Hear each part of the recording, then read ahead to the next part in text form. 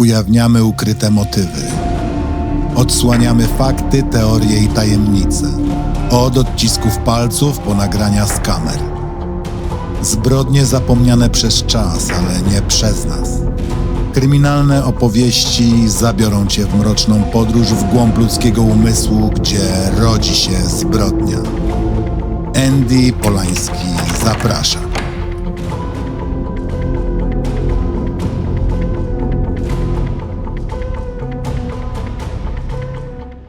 Ostrzeżenie. Ten materiał zawiera opis prawdziwych wydarzeń kryminalnych. Został przygotowany w celu dokumentowania i analizy ludzkich zachowań oraz ukazania skali popełnionych zbrodni. Opisy drastycznych zdarzeń przedstawiono wyłącznie w kontekście faktów, bez zamierzonego epatowania przemocą i bez treści sensacyjnych. Celem jest zrozumienie, a nie szokowanie. Wszystkie informacje oparte są na publicznie dostępnych źródłach, a sposób ich prezentacji ma charakter edukacyjny i dokumentalny. Materiał przeznaczony jest dla odpowiedzialnych odbiorców. Jeżeli jesteś osobą szczególnie wrażliwą na temat przemocy lub ludzkiego cierpienia, rozważ, czy chcesz wysłuchać tego odcinka. Jeśli doświadczasz przemocy, poczucia zagrożenia lub innego rodzaju trudności, proszę zwróć się o pomoc do odpowiednich instytucji lub służb w miejscu swojego zamieszkania.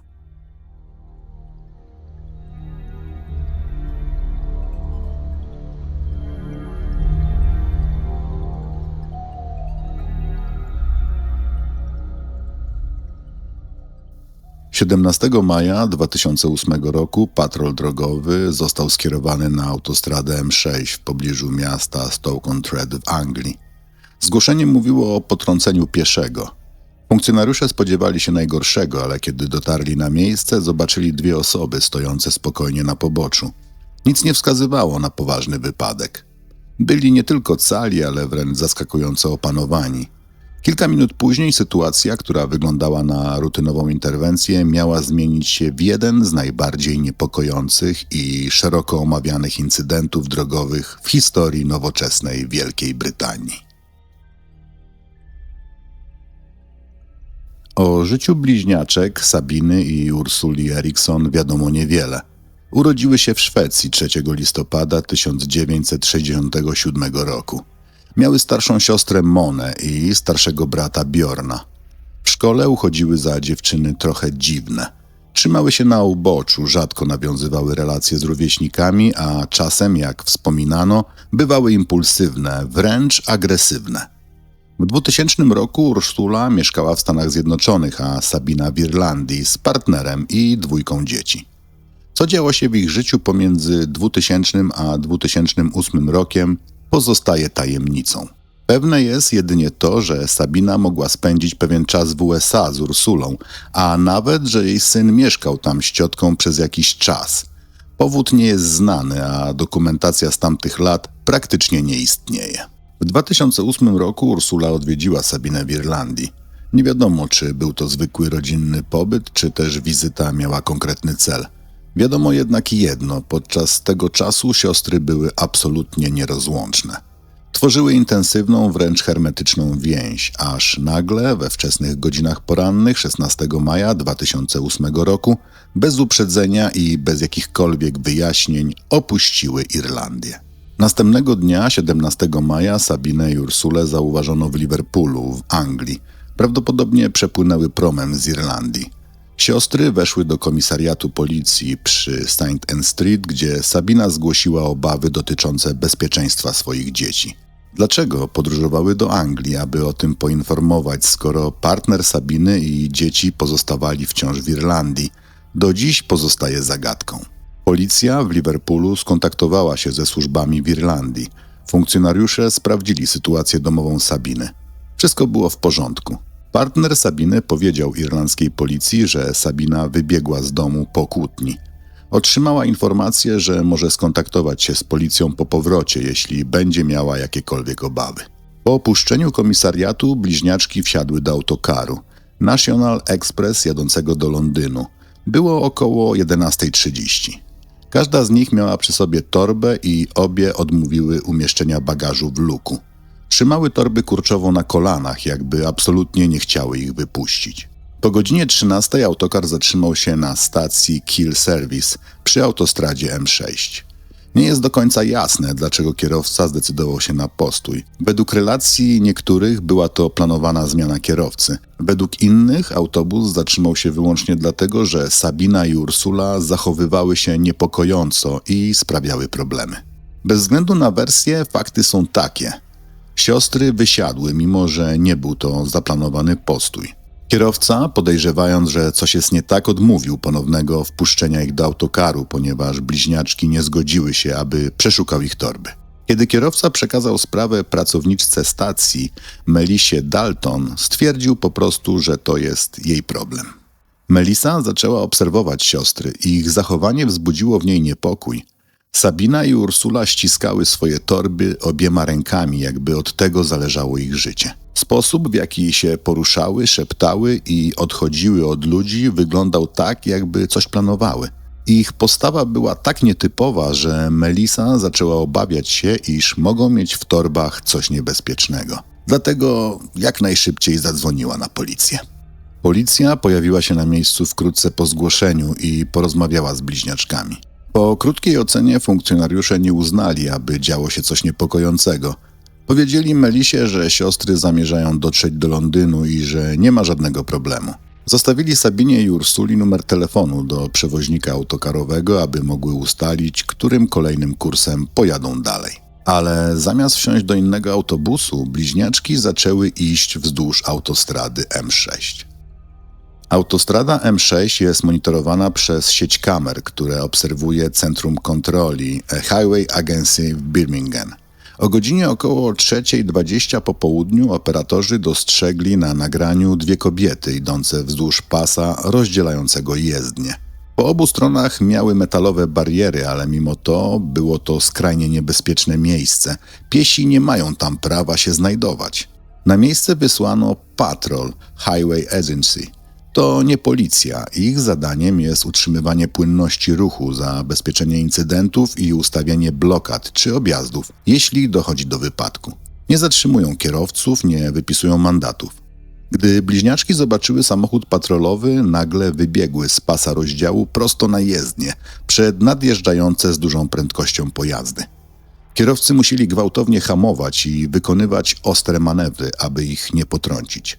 Sabina została zahaczona przez jeden z samochodów i przewróciła się na asfalt. Cała sytuacja została nagrana przez kamery. Natychmiast wezwano policję i karetkę pogotowia. Obawiano się, że Sabina może być poważnie ranna, ale ku zaskoczeniu wszystkich nie stało jej się absolutnie nic. Ona i Ursula zeszły o własnych siłach na pobocze autostrady. Na miejsce przyjechali funkcjonariusze Cope and Fillianson. Przypadkowo towarzyszyła im ekipa telewizyjna BBC, nagrywając program Motorway Cops. Kiedy dotarli na miejsce, bliźniaczki stały spokojnie na poboczu i rozmawiały z pracownikiem Highway Agency, którzy przyjechali jako pierwsi. Atmosfera była opanowana, nikt nie wyglądał na rannego. Ratownicy medyczni jeszcze nie dotarli, ale wyglądało na to, że nie będą potrzebni. Funkcjonariusze zaczęli rozmawiać z jednym z pracowników Highway Agency, próbując ustalić, co właściwie się wydarzyło. Sabina i Ursula stały kilka metrów dalej, obok drugiego pracownika patrolu. Wszyscy nadal znajdowali się na poboczu autostrady. W czasie, gdy pracownik Highway Agency tłumaczył funkcjonariuszom sytuację, nagranie pokazało jego słowa, spokojne, rzeczowe, przerywane przez huk przejeżdżających samochodów. Stały na pasie rozdziału, nie wiemy dlaczego, jedna z nich mówi po angielsku. Ta w czerwonym? Tak, mieliśmy już przygotowaną blokadę, bo widzieliśmy je na kamerach. Próbowały przejść przez środkowy pas, kiedy podjechaliśmy, weszły wprost pod auta. Ta w czerwonym została potrącona przez samochód tam, po drugiej stronie. Karetka jest w drodze, wygląda na to, że nic jej nie jest, ale jak wiesz, nie jestem lekarzem. Która z nich mówi po angielsku? Ta druga? To był jeden z funkcjonariuszy próbujący wytłumaczyć sytuację dyżurnemu. A wtedy, kiedy wszystko wydawało się już opanowane, a bliźniaczki stały spokojnie na poboczu, wydarzyło się coś absolutnie niewytłumaczalnego. Nagle, bez jakiegokolwiek ostrzeżenia, Ursula weszła prosto na pas ruchu. Pracownik Highway Agency próbował ją złapać, zdołał chwycić tylko za kurtkę, którą Ursula natychmiast z siebie zrzuciła. Po chwili wbiegła wprost pod 14-tonową ciężarówkę. Pojazd przejechał po niej, nie mając żadnej możliwości zatrzymania się. Zaledwie sekundę później Sabina ruszyła za nią. Rzuciła się na jezdnię i wpadła pod nadjeżdżający samochód osobowy. Uderzenie wyrzuciło ją na maskę, potem na szybę, następnie w górę i wreszcie na asfalt z ogromną siłą. Nagranie z tego momentu istnieje do dziś. To niewiarygodne obrazy. Każdy, kto to zobaczył, pomyślał, że obie kobiety zginęły na miejscu, a jednak cudem przeżyły. Leżały nieprzytomne, zupełnie bez ruchu, ale wciąż żyły. Natychmiast zamknięto całą autostradę, a policja próbowała udzielić im pierwszej pomocy, czekając rozpaczliwie na karetkę. Komunikat ze zgłoszenia brzmiał dramatycznie. Obie kobiety wbiegły na jezdnię, pierwsza potrącona przez ciężarówkę, ciężkie obrażenia. Druga potrącona przez auto osobowe, również ciężkie obrażenia. Potrzebujemy kilku zespołów ratownictwa. Oficer Finlayson podbiegł do Ursuli, jej nogi były zmiażdżone. Widoczne były otwarte złamania. Mimo to była przytomna. Jesteśmy z policji, pomagamy ci, spokojnie, spokojnie. Próbował ją uspokoić. Ale Ursula zaczęła krzyczeć, że nie chce policji, mimo że policjant klęczał tuż obok niej. Była zdezorientowana, agresywna, próbowała drapać i opluć funkcjonariusza. Spokojnie, jesteśmy z policji, proszę, nie ruszaj się. Karetka dotarła do niej pierwsza i ratownikom udało się ją unieruchomić. Tymczasem funkcjonariusz Cope był przy Sabinie. Leżała spokojnie, aż nagle... Hej, spokojnie, nie wstawaj. Zostań tu na miejscu. Sabina zaczęła mówić coś o tym, że chcą ukraść jej organy. Funkcjonariusz próbował ją uspokoić, ale po chwili Sabina wyrwała się, wstała i uderzyła policjanta pięścią w twarz, powalając na ziemię. Następnie przebiegła przez barierę i wbiegła na drugi pas autostrady, gdzie wciąż jechały samochody. Cudem nie została potrącona po raz drugi. Funkcjonariusz ruszył za nią. Kierowcy w porę zorientowali się, że dzieje się coś niezwykłego. Zablokowali ruch, dzięki czemu Sabina uniknęła kolejnej tragedii. Kiedy policja ją dogoniła, Sabina zaczęła skakać, wymachiwać rękami, jakby przygotowywała się do walki. Spokojnie, jesteśmy z policji, powtarzał funkcjonariusz. Do obezwładnienia Sabiny potrzeba było aż 6 osób. Policjantów i kierowców, którzy wyskoczyli z aut, widząc co się dzieje. Jej siła była opisywana jako nieludzka. Gdy wreszcie udało się ją unieruchomić, ratownicy nie byli w stanie udzielić jej pomocy. Nadal walczyła, krzyczała i wyrywała się. Ostatecznie trzeba było ją znieczulić farmakologicznie. Nikt nie potrafił zrozumieć, co właściwie zobaczył. Zachowanie sióstr było tak irracjonalne, tak skrajne, że wielu funkcjonariuszy było pewnych, że są pod wpływem silnych narkotyków. Inni sugerowali, że mogło to być jakieś samobójcze porozumienie. Przeszukano ich torby.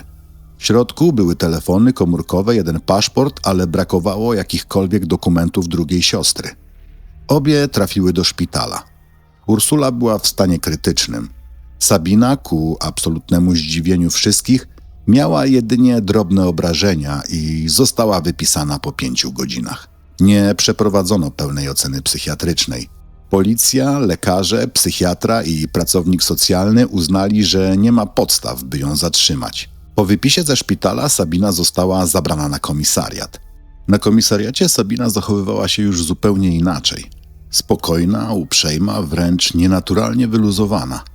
Zmiana była tak duża, że policjanci zabrali ją ze szpitala bez kajdanek, pozwalając jej usiąść swobodnie na tylnym siedzeniu radiowozu. Podczas procedury przyjęcia, standardowego wywiadu, w którym policja pyta o przeszłość zdrowotną, ewentualne choroby, leki czy próby samookaleczenia, Sabina odpowiedziała spokojnie, że nigdy nie próbowała zrobić sobie krzywdy. Wtedy padły słowa, które później okazały się szczególnie niepokojące. W Szwecji mówimy, że wypadek rzadko przychodzi sam. Zwykle ciągną się za nim kolejne.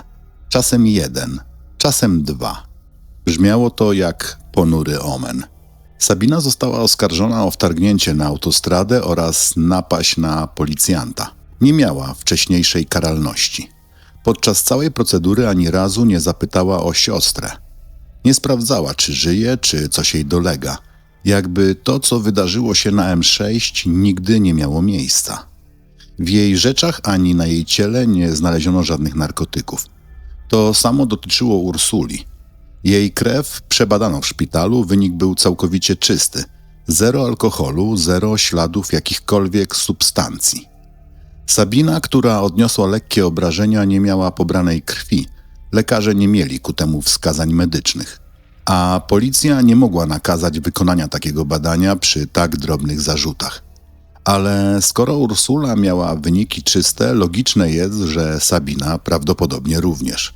2 dni później, 19 maja 2008 roku, Sabina stanęła przed sądem. Przyznała się do obu zarzutów. Sąd wymierzył karę 1 dnia aresztu, którą w praktyce już odsiedziała. Mogła więc wyjść na wolność. Tego samego wieczoru, 19 maja, Sabina natknęła się na 54-letniego Glena Hollisheada i jego przyjaciela Petera Molloy. Wracali właśnie z pubu z Fenton. Glenn prowadził psa. Sabina stała po drugiej stronie ulicy z plastikową torbą w ręku. Wyglądała na zagubioną i roztrzęsioną. Zawołała do nich, komentując ich psa. Mężczyźni podeszli i zaczęli rozmowę. Sabina powiedziała im, że jej siostra jest w szpitalu, a ona sama próbuje ją odnaleźć. Po chwili wspomniała, że musi znaleźć nocleg, jakiś pensjonat albo hostel. Glenn, z natury dobry człowiek, wyjaśnił, że w okolicy nie ma takich miejsc, ale zaoferował jej pomoc, coś do jedzenia, dach nad głową na 1 noc. Peter wspomniał później, że Glenn zawsze miał serce na dłoni, był życzliwy i empatyczny. Sabina przyjęła zaproszenie. Kiedy dotarli do domu Glena, atmosfera na chwilę się rozluźniła. Rozmawiali, pili coś tam, ale gdy ktoś próbował pytać o Ursulę, Sabina nagle milknęła albo błyskawicznie zmieniała temat. Peter zaczął zauważać coś jeszcze. Sabina podchodziła do okna, gwałtownie podnosiła żaluzję i wpatrywała się w ulicę, jakby kogoś wypatrywała. Robiła to kilkukrotnie, za każdym razem coraz bardziej nerwowo. Potem wyjęła papierosy i poczęstowała mężczyznę. Kiedy jednak Glenn i Peter mieli już je w dłoniach, Sabina wyrwała im je gwałtownie i z powrotem schowała. Nie możecie ich palić, mogą być zatrute. Wypowiedziane przez osobę, która cały wieczór paliła te same papierosy. Peter nie czuł się dobrze, wiedział, że coś jest z nią nie tak. Glenn jednak machał ręką. Mówił, że Sabina jest po prostu trochę dziwna. Peter w końcu wyszedł, zostawiając Sabinę i Glena samych. Co dziwne, mimo tego, że Sabina 2 dni wcześniej została potrącona przez auto z ogromną siłą, w domu Glena nie skarżyła się na żaden ból. Zachowywała się jak osoba bez najmniejszych obrażeń. Następnego dnia około południa Glenn zadzwonił do swojego brata Paula, pracownika lokalnego szpitala, aby zdobyć informacje o stanie Ursuli. Brzmiał normalnie, pogodnie, w tle słychać było głos Sabiny. Wieczorem około godziny 19:40 Glenn wyszedł na chwilę przed dom. Zobaczył sąsiada, Franka Botta, który właśnie mył samochód. Poprosił go o kilka torebek herbaty. Frank powiedział, że zaraz skończy i mu przyniesie. Glenn uśmiechnął się, podziękował i wrócił do środka. Zaledwie minutę po rozmowie z sąsiadem Glenn wyszedł ponownie z domu. Tym razem chwiejnym krokiem, blady, trzymający się za klatkę piersiową. Miał 4 rany kłute, w tym 1 prosto w serce. Zdołał jeszcze powiedzieć do Franka: pchnięto mnie nożem, ona mnie dźgnęła. Po czym upadł na ziemię. Frank natychmiast wykręcił numer alarmowy. W tym samym czasie umierający Glenn poprosił go jeszcze, by zaopiekował się jego psem. Po tych słowach stracił przytomność i zmarł. W tym samym czasie Sabina wybiegła z domu Glena, biegnąc ulicą z młotkiem w ręku. Była w całkowicie zaburzonym stanie. Uderzała młotkiem we własną głowę, jej włosy były sklejone krwią, a przód kurtki również był mocno zakrwawiony.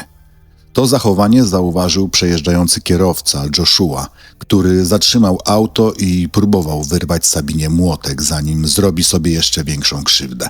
Sabina walczyła zaciekle, jak osoba pozbawiona kontroli. Ostatecznie udało jej się uciec. Wcześniej uderzyła Joshua w tył głowy odłamkiem dachówki, której miała w kieszeni. Joshua, oszołomiony, zobaczył następnie karetkę. Ratownicy najwyraźniej jechali do zgłoszenia dotyczącego Glena i po drodze natknęli się właśnie na nią. Sabina biegła dalej, próbując uciec. Dobiegła do mostu Heron Cross ponad drogą A50. Wbiegła na barierkę i skoczyła z wysokości około 10 metrów. Upadek był potężny. Sabina złamała obie kostki i doznała poważnego urazu głowy. Ale znów przeżyła. Została przewieziona do szpitala, gdzie trafiła na długi okres leczenia.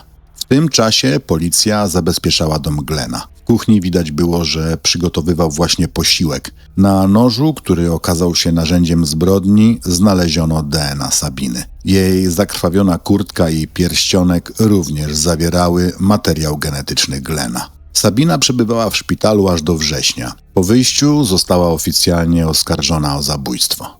Ursula również została wypisana ze szpitala we wrześniu. Nie postawiono jej żadnych zarzutów. Została odesłana do Szwecji. Sabina natomiast odmówiła odpowiedzi na różne pytania policji. Na wszystko odpowiadała wyłącznie bez komentarza. W praktyce oznaczało to, że do dziś nie wiemy, co dokładnie wydarzyło się w domu Glena, ani poprzedniej nocy po wyjściu Petera, ani w trakcie samego ataku. Sabina nie przyznała się do winy w sprawie o zabójstwo. Proces zaplanowano na luty 2009 roku, ale przełożono go z powodu problemów z dostępem do jej dokumentacji medycznej. Kolejny termin ustalono na wrzesień 2009 roku, lecz ostatecznie proces nigdy się nie odbył. Przed rozprawą Sabina została poddana badaniom przez 2 niezależnych biegłych psychiatrów. Jednego ze strony obrony i jednego reprezentującego prokuraturę. Obaj biegli psychiatrzy doszli do tego samego wniosku. Sabina była niepoczytalna w chwili, gdy zadała Glenowi śmiertelne rany. Różnili się jednak w opinii, jaka dokładnie była to choroba psychiczna. Psychiatra obrony zdiagnozował u Sabiny zaburzenia urojeniowe współdzielone przez 2 osoby. W uproszczeniu jedna osoba zapada na psychozę, a druga pozostaje z nią w bardzo silnym, symbiotycznym kontakcie. Wchłania tę psychozę i zaczyna zachowywać się tak samo. W kontekście tej sprawy przykład był oczywisty. Ursula wbiegła pod ciężarówkę, a Sabina sekundy później powtórzyła jej zachowanie, rzucając się pod nadjeżdżający samochód. Ten typ zaburzenia jest skrajnie rzadki, a mechanizmy bardzo słabo opisane. Rodzina Glena chciała uzyskać odpowiedź na jedno kluczowe pytanie. Dlaczego Sabina została wypuszczona ze szpitala zaledwie kilka godzin po incydencie na autostradzie, skoro dziś mówi się, że była wtedy w stanie psychozy? Zgodnie z dokumentacją, przed wypisaniem Sabiny po zdarzeniu na M6 zbadali ją lekarz policyjny, psychiatra i pracownik socjalny. To nie byli policjanci, tylko przedstawiciele personelu medycznego. Każdy z nich ocenił, że Sabina nie wykazuje żadnych oczywistych objawów zaburzeń psychicznych i może zostać wypuszczona. Nie mieli dostępu do nagrań z kamer, ale dysponowali szczegółowymi opisami interwencji. Mimo to uznali, że nie ma podstaw do zatrzymania jej w szpitalu. Do dziś budzi to ogromne zdziwienie.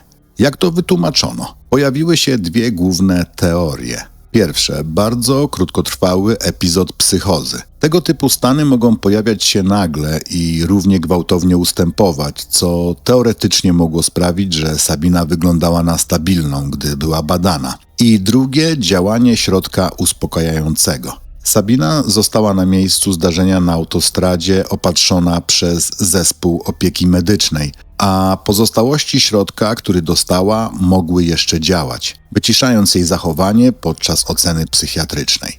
Bez względu na przyczynę jedno jest pewne. System zawiódł i doprowadził do śmierci człowieka, który próbował po prostu jej pomóc. Ostatecznie prokuratura wycofała zarzut morderstwa, a Sabina mogła złożyć wniosek o przyznanie się do nieumyślnego spowodowania śmierci z powodu ograniczonej poczytalności. Sąd zaakceptował tę wersję zdarzeń, uznając, że Sabina doznała rzadkiego, przemijającego epizodu choroby psychicznej. W trakcie całego postępowania Sabina nie powiedziała ani jednego słowa o tym, co wydarzyło się w domu Glena, ani o incydencie na autostradzie. Nie wyjaśniła również, dlaczego wraz z siostrą znalazły się w Anglii, dlaczego uciekły z Irlandii i dlaczego ich zachowanie było tak niekontrolowane. Do dziś nie poznano motywów ani przebiegu wydarzeń z jej perspektywy. Sędzia miał wyjątkowo trudne zadanie. Diagnoza nie była jednoznaczna. Oba opisy kliniczne były możliwe. Sprawę komplikował również fakt, że żaden z psychiatrów nigdy nie zbadał Ursuli. Gdyby to się udało, być może można byłoby ustalić, czy rzeczywiście doszło do wspólnej psychozy. Pojawił się kolejny problem proceduralny. Zarówno obrona, jak i prokuratura zgodziły się, że choć Sabina była chora psychicznie w chwili zabójstwa Glena, to w momencie procesu była już całkowicie zdrowa. To oznaczało, że sędzia nie mógł skierować jej do zamkniętego oddziału psychiatrycznego, bo zgodnie z prawem do takiej placówki można trafić tylko wtedy, gdy choroba psychiczna nadal występuje. Zamiast tego sędzia chciał zastosować karę bez określonej daty zwolnienia, taką, która pozwalałaby trzymać Sabinę w zakładzie tak długo, jak długo stanowi zagrożenie dla społeczeństwa. Ale mógł to zrobić jedynie wtedy, gdy Sabina zostałaby uznana za osobę realnie niebezpieczną. Tymczasem psychiatrzy obu stron, obrony i oskarżenia zgodnie stwierdzili, że Sabina stanowi niski poziom ryzyka dla otoczenia. W tej sytuacji sędzia miał związane ręce i związany był przepisami. Ponieważ oceniono ją jako osobę niskiego ryzyka, prawo wymagało, by otrzymała wyrok. Z góry określony, bez nadzoru po opuszczeniu więzienia i bez możliwości dłuższego przetrzymywania. I właśnie tak się stało. Sędzia skazał Sabinę na 5 lat pozbawienia wolności. Rodzina Glena uznała tę diagnozę i całą konstrukcję prawną za wygodne rozwiązanie. Szybki sposób zamknięcia sprawy, w której nikt tak naprawdę nie był w stanie wyjaśnić, co zaszło i dlaczego zachowanie sióstr było tak skrajne. Podczas ogłaszania wyroku sędzia powiedział: rozumiem, że ten wyrok wyda się całkowicie niewystarczający dla bliskich zmarłego. Jednak orzekam na podstawie ustaleń, iż powodem zabójstwa była choroba psychiczna, a więc stopień winy oskarżonej był niski. Kara, którą wymierzam, ma na celu ochronę społeczeństwa. Nie ma ona odzwierciedlać bólu bliskich ani mierzyć wartości życia utraconego. Żaden wyrok nie byłby w stanie tego zrobić. To kara, która, mam nadzieję, w sprawiedliwy sposób oddaje tragiczny charakter tego wydarzenia. Sabina odbyła zaledwie 2,5 roku z 5-letniego wyroku, po czym została zwolniona i mogła wrócić do Szwecji, podobnie jak wcześniej jej siostra. Od czasu jej powrotu do kraju praktycznie nic o niej nie wiadomo.